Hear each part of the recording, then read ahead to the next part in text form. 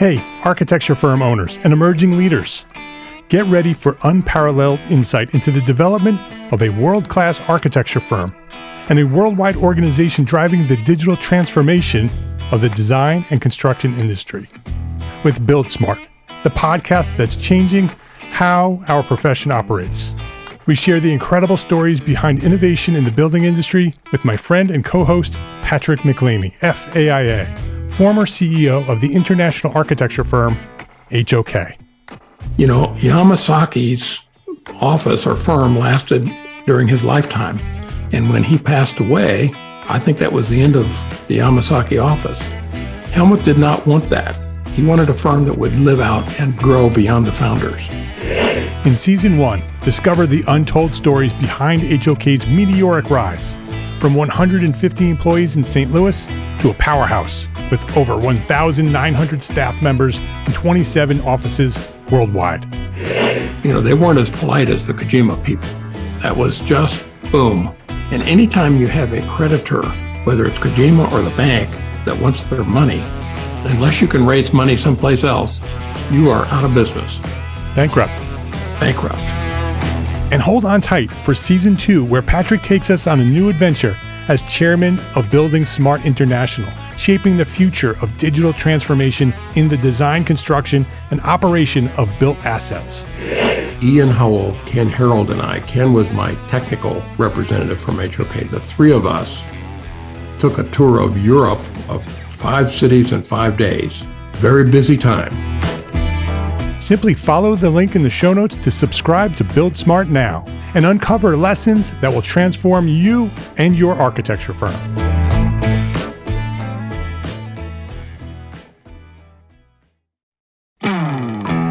Hey, architecture firm owners and emerging leaders. Get ready for unparalleled insight into the development of a world-class architecture firm and a worldwide organization driving the digital transformation of the design and construction industry. With Build Smart, the podcast that's changing how our profession operates. We share the incredible stories behind innovation in the building industry with my friend and co-host, Patrick McLeamy, FAIA, former CEO of the international architecture firm, HOK. You know, Yamasaki's office or firm lasted during his lifetime. And when he passed away, I think that was the end of the Yamasaki office. Helmut did not want that. He wanted a firm that would live out and grow beyond the founders. In Season 1, discover the untold stories behind HOK's meteoric rise, from 150 employees in St. Louis to a powerhouse with over 1,900 staff members and 27 offices worldwide. You know, they weren't as polite as the Kojima people. That was just boom.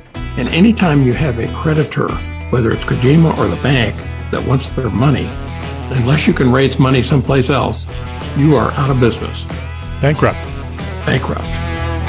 And hold on tight for Season 2, where Patrick takes us on a new adventure as chairman of Building Smart International, shaping the future of digital transformation in the design, construction, and operation of built assets.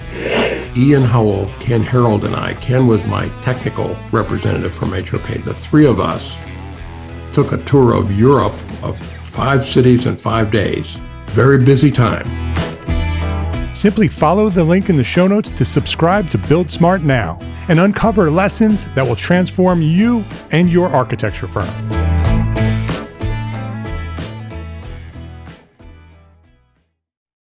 You are a busy entrepreneur architect. You're hustling to find the next project, meet with clients, keep the bills paid, and if you're lucky, maybe find some time to design. So how do you continue to learn what you need to know to grow? How do you find the information and the training you need to become more effective, more efficient, more successful? I know you're busy because I too am an entrepreneur architect. That's why we built the EntreArchitect membership. On the first Wednesday of every month, we invite an expert into the academy, and they teach us about one specific topic on how to succeed at business. 60 minutes each month, live training and Q&A. Then you can get right back to work. And when you're a member, you gain access to so much more. Unlimited access to business resources, a video library, a private member forum with hundreds of entrepreneur architects just like you. Everything you need to build a better business is available right now at EntreArchitect. Subscribe today at EntreArchitect.com/join. My name is Mark R. LePage, and you are listening to EntreArchitect Podcast, where I speak with inspiring, passionate people who share their knowledge and expertise, all to help you build a better business as a small firm entrepreneur architect. This is episode 284, and this week we're talking about high-performance homes with my friend, architect Emily Mottram. This episode of EntreArchitect Podcast is supported by our platform sponsors, ARCAT, the online resource delivering quality building material information, CAD details, BIM, specifications, and so much more at arcat.com. FreshBooks, the cloud-based accounting software that makes running your small firm easy, fast, and secure. Spend less time on accounting and more time doing the work you love. And Gusto, easy payroll, benefits, and HR built for the modern small business. Emily Mottram, welcome to EntreArchitect Podcast. Hey, thanks for having me, Mark. It's great to have you here. We've been friends for a long time online, so it's great to have you on the show here and to introduce you to the I'm not going to introduce you to the EntreArchitect community because you're part of that community and actively involved in it, so a lot of people already know who you are. But let me introduce you to those who don't know who you are. Emily Mottram is an architect based in Cumberland, Maine. She developed an interest in building science and sustainable design in college. And if she hadn't gone to architecture school, she probably would have gone to architecture or to school for science. In 2009, the market was terrible, as many of us know. Many of us lived through that. That was not a good time. So she asked herself, what am I interested in? And what does Maine need, the location where she's based? And that's where it all started. Emily began offering energy engineering work that taught her how to look at buildings just a little bit differently. And that led to starting designing energy efficient, zero energy ready, and super insulated homes. She believes that homes have an impact on our physical and social and mental and economic well-being. And that is the foundation of Mottram architecture.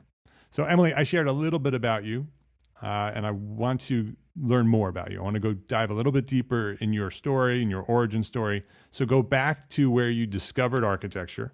What inspired you to become an architect? And give us that story from that moment to what you're doing today. Sure. Hey, so I grew up in Pennsylvania, actually. I come from a farming family, although my grandfather was a contractor. Where in Pennsylvania? In Lancaster, Pennsylvania. So Okay. Most people have been there. And no, I'm not Amish, but lots of Amish community there. That's usually the first question people ask me. Yeah. I have family in Reading, the area, Sinking Springs. Yeah, not too far, about an hour outside of Lancaster. So, so I grew up in a farming community. My grandfather was a contractor. And so in my teen years, we did a lot of Habitat for Humanity type work in the summertime. He had a solar panel on his roof for as long as I can remember from when he built his house. And so it was always kind of something in the forefront. And when you grow up in a farming community, you have no idea that you basically grow up farm to table just because. But I was really interested. He was also a woodworker. And so I was really interested in high school. We had a technical high school and we could take drafting and woodworking classes. And I took drafting, and my drafting teacher said to me, "Architecture school is really hard." And I said, "Sign me up." And that is at 18 how I went to architecture school. So I was always really interested in art and science, and it was kind of the perfect marriage between the two. My dad said, "You can't go to art school, go do something practical." And so I thought, well, if I can get into architecture school, that's what I'll do. Penn State is actually Pennsylvania has 5 architecture schools, and Penn State is a difficult school to get into. They take about 100 students, and after 5 years, we graduated 30 or 33, somewhere in the 30s. But it was something that I really enjoyed in school. And then I moved to Washington, D.C. out of school. Back in 2005, the market was pretty good. So I moved to Washington, D.C., and I was working for a high-end residential architect in Washington, D.C. But my family lived in Pennsylvania and my husband's family lived in Maine. So we flipped a coin and he won. And I moved to Maine. And in the first week that I was here, it snowed 10 feet. And after living in Washington, D.C. for 2 years where they got no snow, I was like, what did I do? But I knew when I moved here, I wanted to work for an architect that did more energy efficient work. And so that was my focus. In DC, I took the LEED exam back when there was only one LEED exam for new construction. And I came up here, worked for an architect that did more efficient design work than what I was doing in DC. They weren't quite as interested in the high-end firm down there. And so, but then 2009 came around and it was considered gainfully unemployed to be an architect.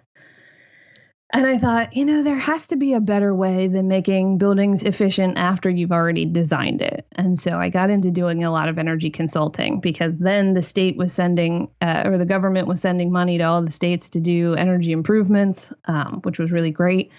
And it got me into a lot of people's homes that needed to be retrofit because Maine has some of the oldest housing stock in the country. We just sort of keep it around up here, but where they used to own the back 40 and burn 10 cords of wood, but nobody owns the back 40 anymore. And they heat with fuel oil, which most parts of the country are like, fuel oil, what? What is that? And so trying to think about how to get off of fuel oil in rural communities and how to improve these existing structures that we already have, and then how to translate that into my own practice, designing new construction and renovation projects as well. And that was kind of my background. Did a bunch of large-scale energy projects across the whole country, and kind of pretty amazing. You can replace 1,000 toilets and save millions of dollars and then do other energy upgrades. So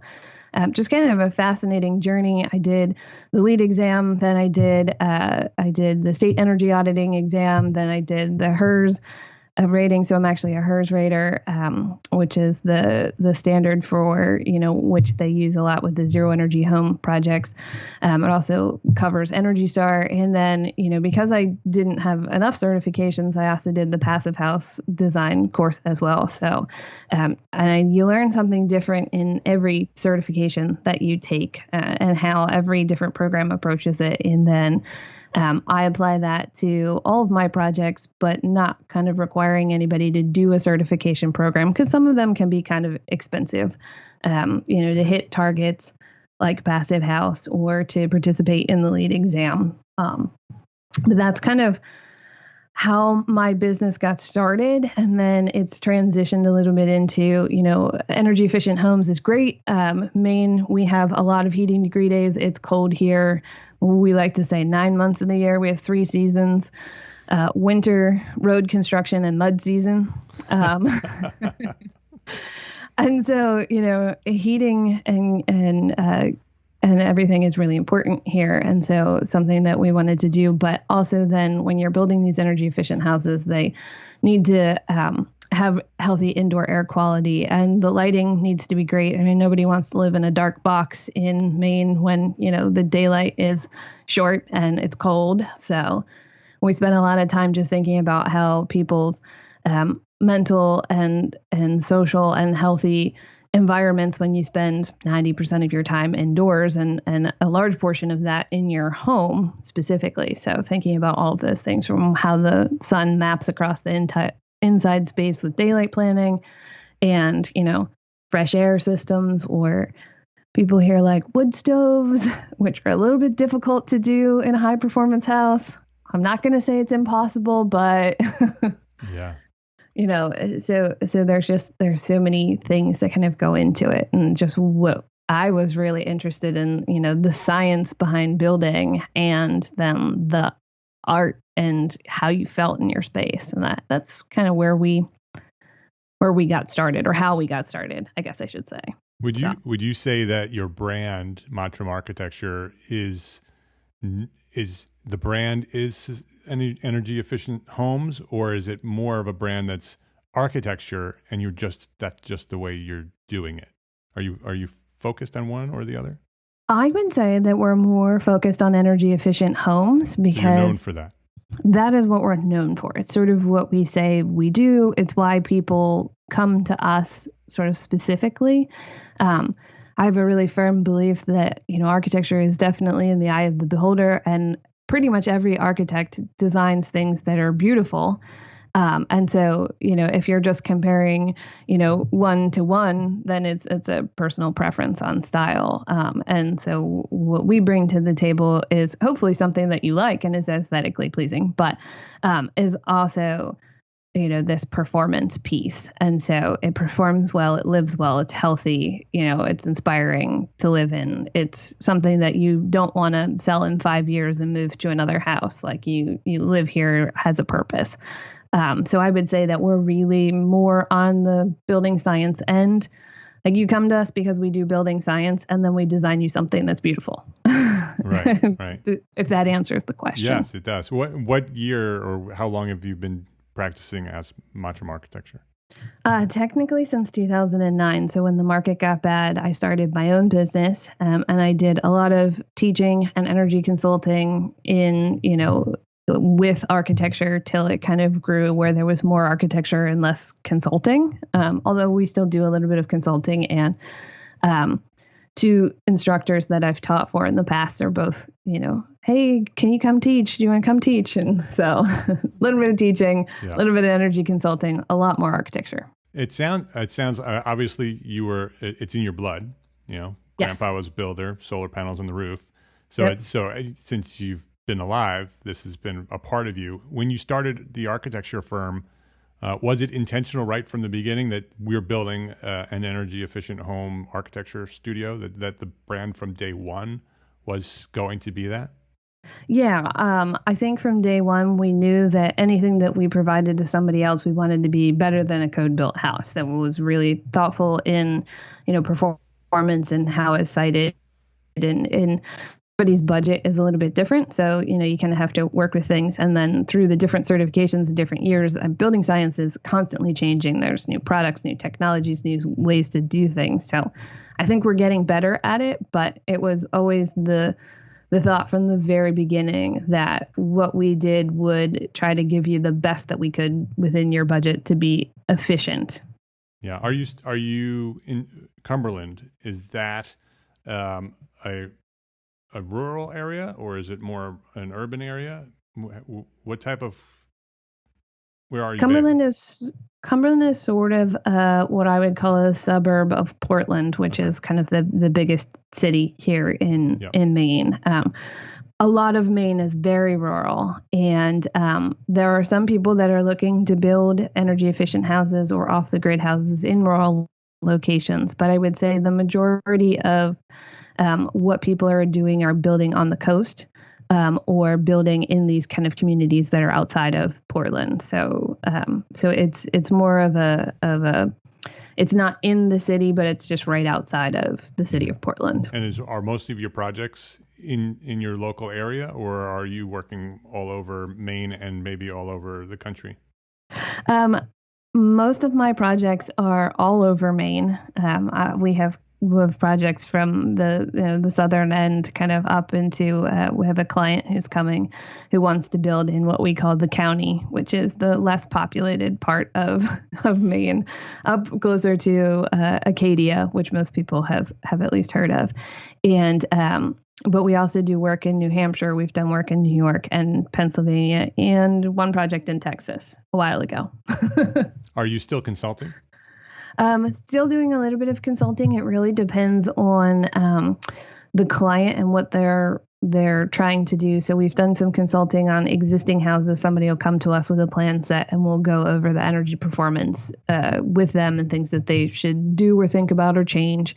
I've done as a HERS rater, I've done inspections as well. So the builder might call us up and say, Can you come at, X number of times during construction and take a look at the foundation insulation and the wall insulation and, do your blower door testing and everything. So we've done a little bit of that.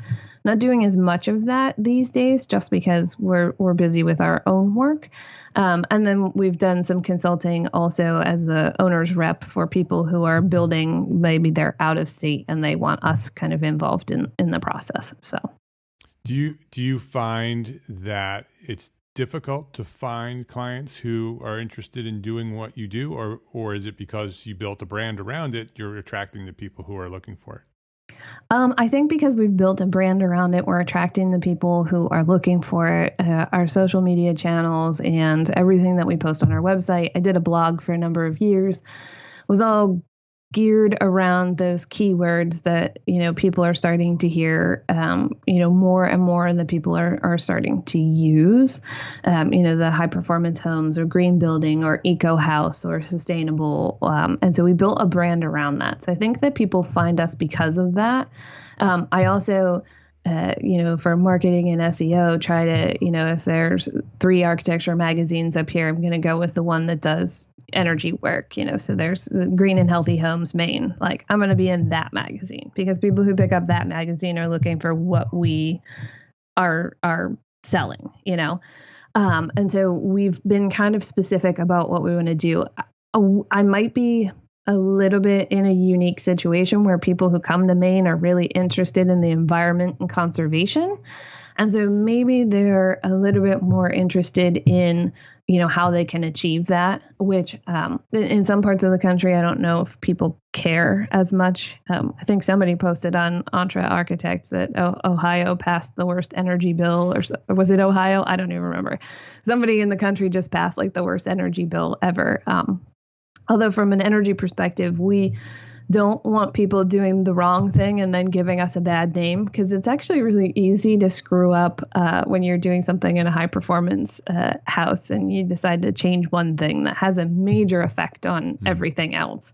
And so it's terrible that they passed a horrible energy thing, but I also think that there's probably a level of knowledge and understanding that people should have to kind of get to some of these levels that code is requesting now. I would say that people come to us because we specifically do high performance or energy efficient homes. That maybe Maine has a really strong passive house community. They have a really great Performance Building Supply, which is a building supply company that really specializes in just, high performance building products. And he also does a building science discussion group, which is fantastic. So those of us that are kind of interested in the technical pieces can go and learn more about that.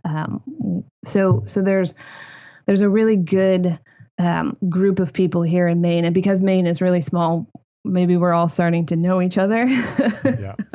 Well, social media will do that too. Yeah, social media will do that. I know, right? The EntreArchitect group is, I know 2,500 other architects. That's crazy. But yeah, so I don't know if some of it is that New England is, New Hampshire and Massachusetts have much better energy programs, but up here, maybe as more of a necessity than in other parts of the country, as people are starting to ask for it more or know more about it or are more interested in that environmental impact to try to keep Maine the way it is. Yeah, and the weather probably helps as well, because people, they want to be warm, they want to have efficient homes. They're spending a lot of money when they're, using fuel oil is expensive. And so there's sort of the economic side as well that sort of starts to get people's gears turning and saying, well, is there a better way to do this?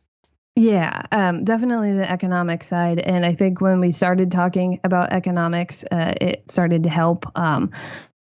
Before, when solar panels were really expensive, people just wouldn't do them. And then, in 2010, when that changed and solar panels became a lot more affordable for the average person, and you could prove the economics of, it'll pay for itself before its usable life, people started to do that. And then we had a really poor energy policy here in Maine, and we had people who did solar in spite of our poor energy. And so I think when you can start talking economics with people, they really understand it. And that doesn't always mean that people have the extra percentage in the upfront to build it that way. So we work with people and say, okay, here are the things you really should do now, because it's so much harder to change later.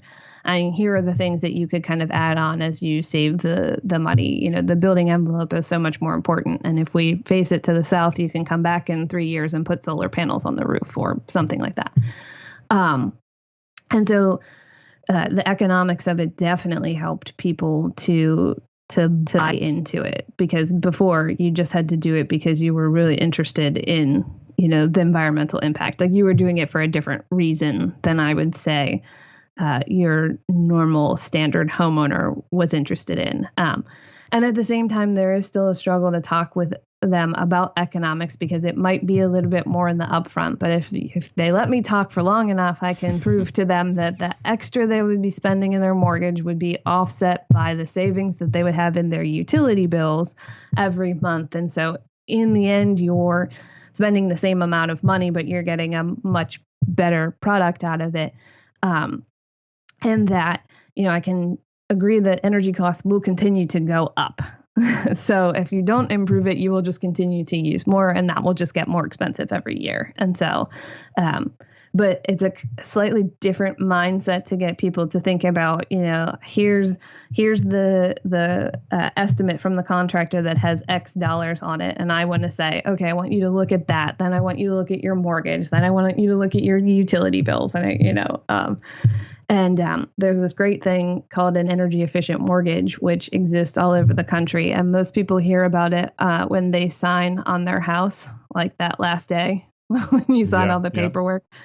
But you need to know about it like a couple of months in advance to know what you could do differently to kind of improve the efficiency of it. And but it takes time and it takes work, and it's like doing another inspection on your house. And so you choose to do a home inspection, and you choose to do this energy efficient mortgage, and then you have to find the lender that can do it. So there's a lot of complications, but there's stuff out there, or programs out there that people could buy into to get into a more efficient house. But again, it comes back to that education, is people have to know that it's out there for them to take advantage of. We will be right back to our conversation after this quick break to say thank you to our platform sponsors here at EntreArchitect, ARCAT, Gusto, and FreshBooks. So your boss asks you to put together the CAD details for your firm's next project. So what do? What's the next step? Is it using a basic internet search? Do you Google it and only to find out that there's a bunch of outdated or incompatible details available? Grabbing the details from your latest project, the last project, and hoping that they fit? Well, there is an easier, faster, less stressful way to get the information you need. Yes, it's our friends at ARCAT, ARCAT.com. ARCAT is the #1 most used website for finding building product information and has over 15,000 CAD details ready for you based on real manufacturers' products. They're not outdated. They're all up to date. They're all what you need. They are waiting for you to search for them and find them on ARCAT. Use their powerful search engine to find the right files for your project. And best of all, this is the best part, it's free. You don't even have to register. You don't even need to give them your email address. It's just there waiting for you. Go to arcat.com, that's ARCAT.com, and start building better content. So do you remember when you started your small firm? It was no small feat, right? It took lots of late nights, early mornings, and maybe even an occasional all-nighter. The bottom line is you've been insanely busy ever since. So why not make things a little bit easier? Well, our friends at FreshBooks has a solution for you. FreshBooks invoicing and accounting software is designed specifically for small business owners like us. It's simple, it's intuitive, and it keeps you way more organized than the dusty shoebox filled with crumpled receipts. Create and send professional-looking invoices in 30 seconds, and then get them paid 2 times faster with automated online payments. File expenses even quicker and keep them perfectly organized for tax time. And the best part, FreshBooks grows alongside your business, so you'll always have the tools that you need when you need them, without ever having to learn the ins and outs of accounting. Join the 24 million people who've used FreshBooks. Try it for free right now. Try it for free for 30 days. No catch, no credit card. Visit EntreArchitect.com/FreshBooks. That's EntreArchitect.com/FreshBooks and enter EntreArchitect in the How Did You Hear About Us section to get started. Payroll and benefits. Those are 2 words that make my spine itch. Payroll and benefits are hard, especially when you're a small business, a small firm owner like us, right? You don't have the time to be an expert in things like taxes and regulations. And the old school payroll providers, they just aren't built for the way that we work today. Gusto is making payroll and benefits and HR easy for small businesses. Modern technology does all the heavy lifting for us, so it's easy to get it right. You no longer have to be a big company to get great technology, great benefits, and great service for your team. To help support our show, the EntreArchitect podcast, Gusto is offering our listeners an exclusive limited time deal. Sign up today and you'll get 3 months for free once you run your first payroll. Just go to EntreArchitect.com/Gusto, EntreArchitect.com/GUSTO/GUSTO, and claim your free 3 months of payroll processing now. That's EntreArchitect.com/Gusto. ARCAT, FreshBooks, and Gusto. Please visit our platform sponsors today and thank them for supporting you, the EntreArchitect community. And you're working hard at that. You've been doing that for a long time online and doing social media for a long time. You recently started a podcast to talk about these topics and this information. And so is that all intentional in order to sort of pre-educate your client base? Yeah, it really is all intentional to get the word out there and get people to start asking for some of these things and to sort of have another level of understanding. Here in Maine, our builders actually don't have to be licensed. And so anybody with a sticker on the side of the truck could be a contractor. And I don't know if this is across the board for other architects. It would be really interesting to hear. But, a lot of times we get thrown under the bus with the contractor is like they have the set of plans. They say, they go to the homeowner says that's too expensive. Then they cut something out of it. And so in the high performance world, when they cut something out, and this is the worst possible thing, but everybody cuts out the insulation package. Like, stop doing that. But, that can have a really big effect on something. And for some reason, there's this really high level of trust for builders, pretty much everywhere. Like, they've been doing it for 25 years. They just know better.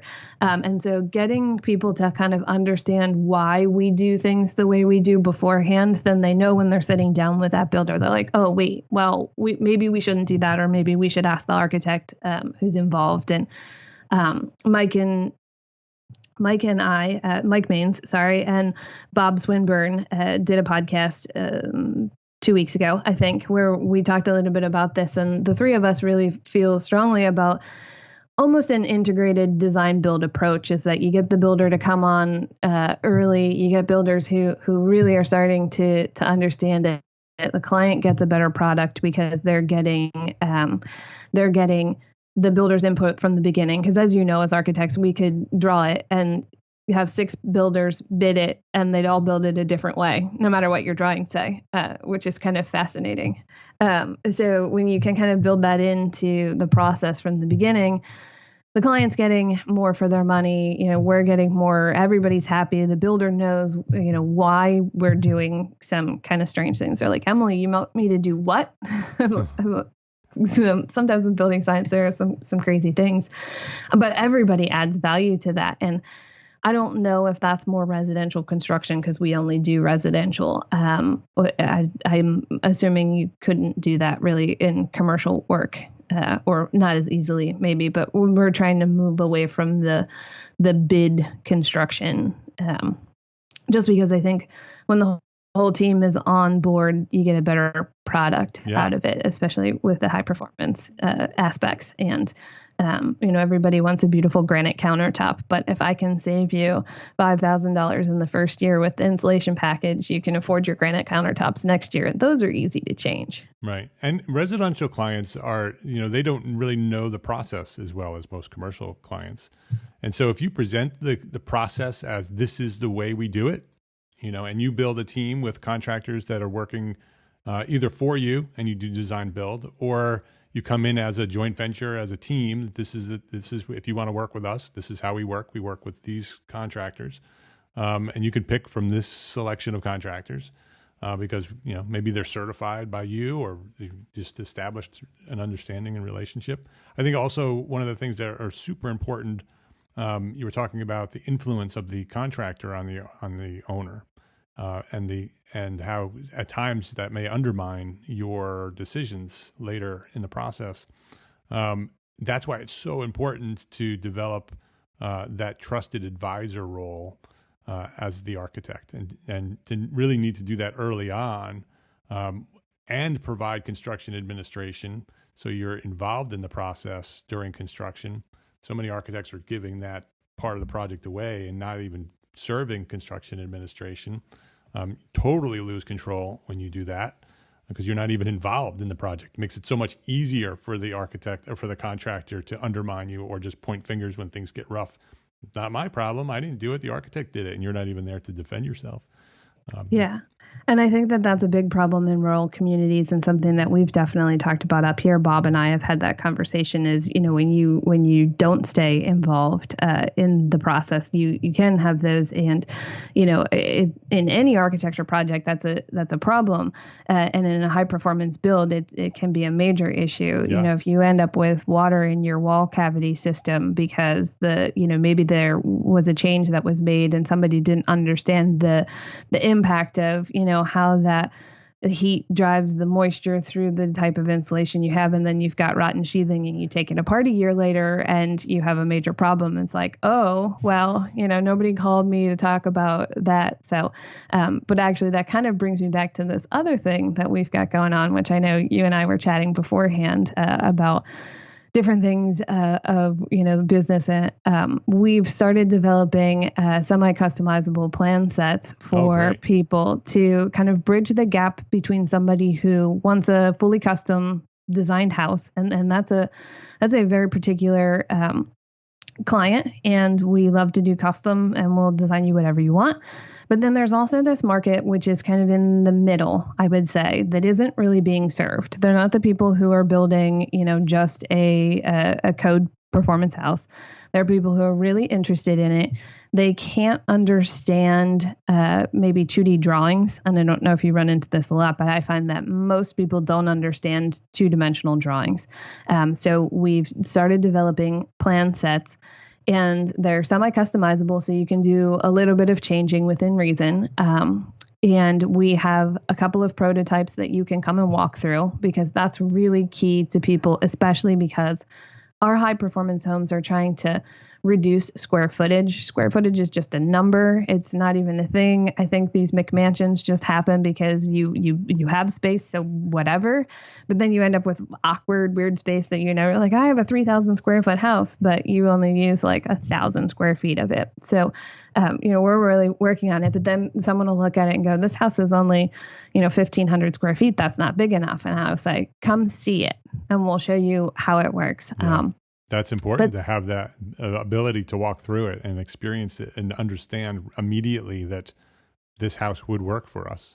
Right. But unlike going to houseplans.com and downloading a plan set, with our plan sets, you actually get us through construction. So we're actually going to come be the owner's rep during that. We're going to do inspections of the insulation and all the energy performance measures. We're going to talk to your contractor first. If you're in our target area, we'll go. If not, the way I think that I'm going to develop it right now, we've only really attracted people that are in our target area. But if it moves outside of our target area, which should not be beyond New England right now at this point, because these are really cold climate homes. They're meant specifically for the Northeast. But connect you with the HERS Radar system, where you would have somebody that could show up and do all of the energy aspects, and you can still call me during construction to ask all of your questions. So we practiced it with a homeowner. They've been in their house now for a year. And I said, I'm going to be involved the whole time through construction. You're going to tell me what the value is. You're going to have me be able to answer any questions that you have. I'm your owner's rep. And we're just going to monitor this and see how this is going to work out with this plan set. And they want me to add a section to the podcast called "You Don't Know What You Don't Know." Which I need to do that because it's really funny. And they're a great group of people. They knew they were building a slab on grade house. They didn't actually understand what that meant. So they thought they were just going to pour the concrete on the ground. So they get there and the contractor's digging a trench for a frost wall and, all of these things. And they're like, we don't understand.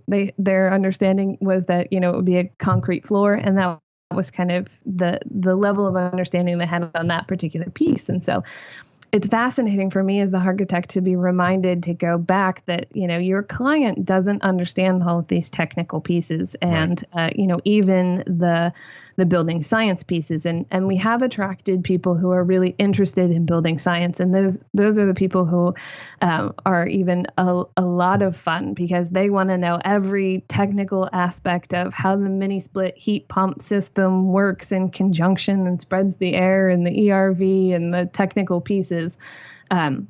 We just are finishing up a net positive house, and they have a 48 panel solar array on their roof, which is crazy. I think it's like -25.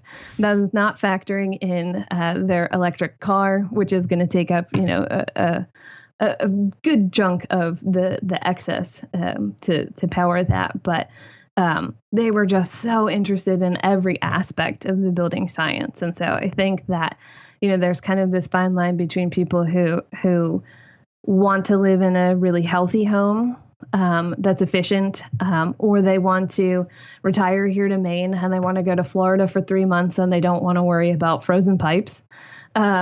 Or the people who just want to understand the technology. What do you mean we can take out a central heating plant in a house, and we can heat our whole house with one, wall unit that that heats the space, in the winter time.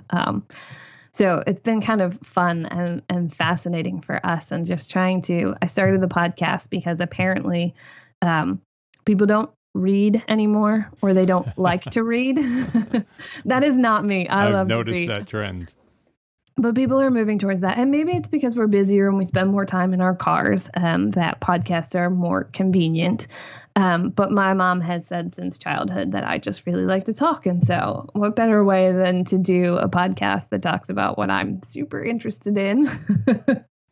And, it gives kind of the same information as reading the blog, or going back through, and then you can find it on iTunes. You can download old episodes and you can just listen to it at will when you're in your car traveling. What's the name of the podcast so people can find it?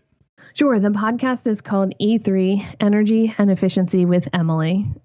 And it's really all about energy efficiency, architecture, building science, and, female entrepreneurship. Like, what do I bring to the table that's slightly different than, the average architect? I don't know. Well, I guess I do know. I read somewhere that only 17% of registered architects are women, and maybe everything takes a little bit longer in Maine than everywhere else. So most of the registered architects that I know in Maine are also men, and some really great building science architects here. So certainly no complaints, but is there something that's different about that? I don't know. So starting this podcast to just talk about everything and trying to remember to keep it homeowner centric and a little bit less techie. Yeah.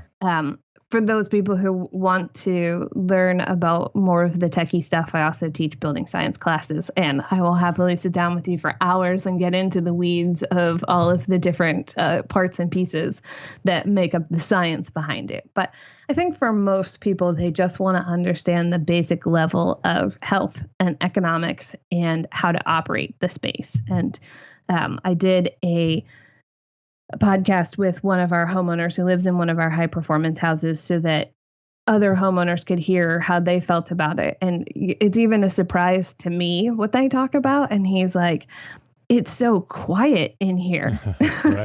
Right. Like, oh yeah, right. It's going to be quiet with, double stud walls that are dense packed with cellulose. Like, it's going to be quiet. Okay. I need you to remember to talk about the fact that it'll be quiet. Right. Exactly. By interviewing past clients, you'll get information that you can then repurpose for your marketing. Right. So yeah. It's exciting to hear all the different pieces that you're working on. I want to hear more about the plan set business model that you're starting.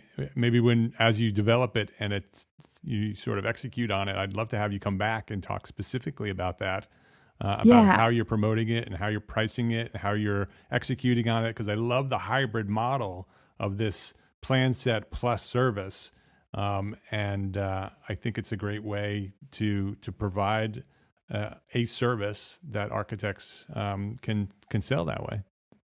Yeah, and I think that was kind of what started it, was that, it's not really a great value to you to buy a plan set online.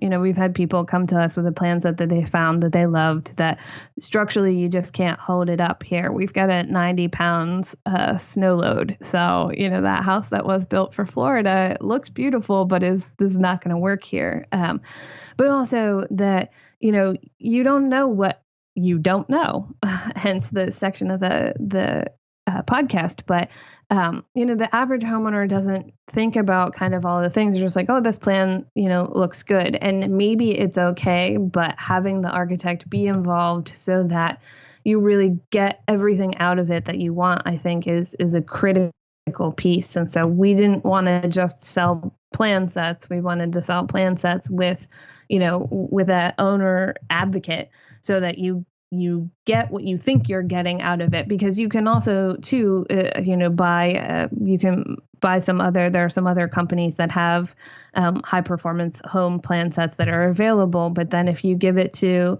a builder who's never built a high performance home, they might make a simple change like, Mitsubishi heat pumps are expensive and I'm going to change out to this other brand of heat pumps, and not realizing that not all heat pumps work to -5 degrees. And so now you can't keep the temperature inside the house above, I would say 55, because they don't get if you do it right, they don't get really cold on the inside. They sort of maintain a temperature.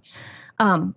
But again, that just comes back to, if you do one thing kind of a little bit wrong, you could have a major impact. And it might be something that in standard building wouldn't really have been an issue. People substitute products all the time. But I thought that, so many things can happen with a high performance build that it's just so important to, and maybe even in general, with any house plans, specifically in the Northeast, we have just these high performance ones. But as an architect, if you have a couple of plans available, it's still in your client's best interest for you to be involved during the process to make sure they're getting what they expect to get, because they don't know any different. It was always my biggest gripe with the early versions of LEED, where you could participate in the categories you wanted to, but you didn't have to participate in all of them. And a lot of people skipped number 8, which was energy performance. And so they were doing things that were really fantastic, locally sourced materials and being close to, within walking distance and, driving down those things. But then the building itself just, used a lot of energy. It's like, right. Oops. Yeah. So I think that, having the architect involved is just a critical piece. And that's maybe my personal thought on that. Well, I think it's a great business decision too. Because it's not just now you're not just selling the plan, but you're additionally selling a service. Correct. And so you just upsold, a product that somebody could just purchase and walk away with. Now you have, not only do you get the additional revenue, but now you have more control, and you can assure that the plan actually is executed the way it should be. It's a great idea. So when that gets more down the road, connect with me. I'd love to talk more about that. Yeah, because my pie in the sky idea would be, I would love to be the Joanna Gaines of high performance building, maybe across the country in the future, but starting in the Northeast is, what if there was a houseplans.com, but not houseplans.com, landing page where somebody who was interested in it could come. There were several architects who, submitted their plans on there, and we had this community of people who created something that was just better, and that people, because everybody has a different design aesthetic. And so there's so much value in multiple architects being part of it. And so that's maybe I don't know, when you write a business plan, you should, it's like 1, 3, 5 year goal. So, it's a goal that I have that I hope that would come to fruition, and that maybe then there would be architects who are really interested in energy efficiency in other parts of the country. And it would have, the United States has so many different climate zones. As if you're looking for a plan that works, it should work for your climate zone. So you go to houseplans.com, you can buy a plan set that you could, in theory, build anywhere, but it maybe isn't the best use of that plan in that area. And so if you could look climate specifically, you could maybe still get the style that you're looking for, but something that really works for, your particular, hot and dry, or hot and humid, or really, really cold. Well, I look forward to seeing that website, because I don't think it's as pie in the sky as you think. I think it could be, put together pretty quickly, and just sort of do it as a minimal viable product. Get some traffic to it, and prove the concept, and then just keep building it and building it into the dream of what you want it to be. I think that's a great idea, and it just takes somebody enough guts to do it. And it sounds like you're the one to do it, so you should execute on that. And if you need any inspiration or motivation, we can connect offline, and I'm happy to talk. I was going to say, maybe you should help me with that, to the part of that I haven't quite garnered is the idea is there. It's great. Is to, make a couple of connections to make that work. And then, the who has the right kind of email list or, marketing, whatever, to say, okay, like, how do we get this out to, a couple of people? So we should definitely connect. Well, the podcast is going to help you do that too. Keep growing the podcast. You'll build a community, build a list that goes along with the podcast, and you'll build that community. And then the community will be there to purchase from that site, and then that community will help spread it. I'd love to talk to you about that more. So we'll do that. Okay. We'll connect offline, and then we'll come back and do a podcast about it too, so we can share what we've talked about to the rest. Or maybe we'll do the whole thing on another podcast. But let's wrap up today's conversation with the final question. What is one thing a small firm architect can do today to build a better business for tomorrow? I think what was the best thing that I ever did, and this I think is because there are a large portion of architects who go into business for themselves. I think in architecture school they should make you take business classes. They don't, but it would be good. Would be to either connect with you through the EntreLeadership exam, or if you're young and starting out. In 2009, I was really young and I didn't have any excess money, and I lucked into an amazing SCORE advisor. And so I think that my one suggestion would be get a business coach. It is absolutely critical. If you have the money to do it with you, very specifically architects, and you understand the architect business model, or with a SCORE advisor, and they're not all good. So if you end up with one that doesn't quite seem to be the right fit, keep trying, and then get the E-Myth Architect, and read that. Worst case scenario, start with that book. Those are my suggestions to how to build a better business for architecture, because we should all be working on that. That's a great suggestion. And SCORE, just for anybody who doesn't understand what SCORE is. SCORE is it's what is it?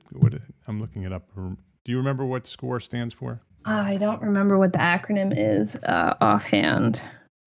It's kind of like the Small Business Administration. Yeah, but it's retired executives. The RE is retired executives. And so basically it's people who've been through business. They're usually more seasoned people that sort of want to help and mentor other people who are starting and growing businesses. And I believe most of their services are free. And so you can go there and get an advisor and basically have a coach that helps you build your business. That's a great idea. So thank you for sharing that. Emily, the website is mottramArch.com, MOTTRAM arch.com. You can learn everything you want to learn about Emily there. Emily is very active on social media, on Facebook and Instagram and LinkedIn. So if you want to find her, you can find her on any of those. Just search for Emily Mottram. You're pretty much Mottram Arch everywhere, right? Pretty much Mottram Arch everywhere. Mottram Arch or Mottram Architecture, pretty much everywhere. And that'll get you to me. And then there are links from my website and all my social media channels to the podcast. So you can listen to the podcast on iTunes or on my Facebook channel. And technically we have a YouTube channel, but we're only just kind of getting into video. So yeah. Well, podcasting is hard enough. Focus on the podcasting. Yes. Build a community there. And YouTube is so important too. So it's just there's so many different pieces. I know, so many different pieces to the SEO puzzle. So doing maybe a couple of video intros to the podcast that would link YouTube and the podcast back together. So hopefully for the future. So there's never enough time to do all of these things. So go search Mottram Arch. Go check out mottраmarch.com. And subscribe to the podcast. Do that right now. Go to E3. You search up E3 and you'll find it right away. And go listen. It's a really great show. You're doing a great job with it. Thanks for sharing your knowledge on your podcast, and thanks for sharing your knowledge here at EntreArchitect Podcast. Yeah, thank you. No, I really appreciate you having me on. And if there's something specific that people want to hear about on my podcast, reach out. Okay, that was episode 284. The link to share is EntreArchitect.com/284. Please share that link. Share it with a friend. That helps us grow the community here. It helps us get the word out about what we're doing here at EntreArchitect, because this podcast is just a little piece of the rest of the world of what we're doing here. And we just want to make sure the whole entire world of EntreArchitects out there know what we're doing. So share this link. It's EntreArchitect.com/284. Just share it with one person. That's it. If we share it with one person, we can make a significant impact with the community here. So EntreArchitect.com/episode 284. Emily Mottram, thank you. Thank you for all you shared with this episode. Super interesting. Everybody should be checking out the membership page at EntreArchitect.com/join. Just check it out. Just see what's available and how we can help you build a better business. Because if you are an entrepreneur architect who runs or owns your own small firm, then you are an EntreArchitect. And I encourage you to build a better business so you can be a better architect, because EntreArchitects can change the world. One project at a time. Love, learn, share what you know. Thanks for listening, and have a great week.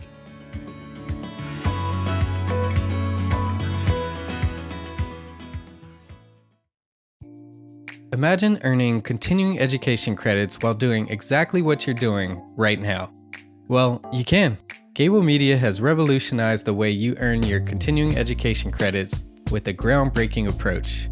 Forget running around town and scouring the internet for credit-worthy courses. Fulfill your CE requirements effortlessly by listening to engaging podcasts just like the one you're listening to now. Our podcasts are designed to educate, entertain, and inspire, all in a user-friendly environment. But wait, there's more. Architects, Gable Media is also approved as an AIA continuing education services provider. Upon completion, we handle everything, from reporting your hours directly to the AIA to storing your certificates in your personal Gable Media profile for your self-reporting needs. So follow the link in the show notes and start earning your credits in the most innovative and entertaining way possible with Gable Media. Attention architects and creative minds. Get ready to supercharge your brand with Build Your Brand, the podcast that's unlocking the secrets of branding success for creatives. Hey there, it's Mark Arlepage, founder of EntreArchitect, and I'm inviting you to join my friend, architect marketing expert Jeff Eccles at Build Your Brand podcast, where he explores the captivating stories of the world's top brands and transforms their lessons into powerful moves for small firm architects and creatives like you. In Season 1, Jeff shares the thrilling tale of Southwest Airlines, where he dissects their journey to the summit and distills it into strategies tailor-made for you. It's important to keep in mind that companies like Southwest compete in the real world, just like you, and face real-world challenges, just like you. You might be surprised at how similar those challenges are to the struggles that you grapple with on a day-to-day basis. Don't miss out on your blueprint for success. Subscribe, tune in, and let's build your brand together. You may have noticed that the very best brands in the world are also known for having somewhat unique corporate cultures. That's often the glue that holds everything together when they encounter those rough spots. We don't do it because it inconveniences the passengers to whom we are primarily dedicated, the short haul, frequent flyer. Follow the link in the show notes to subscribe to Build Your Brand today. Remember, no matter the size, the journey's the same. Your brand's journey to the top starts here.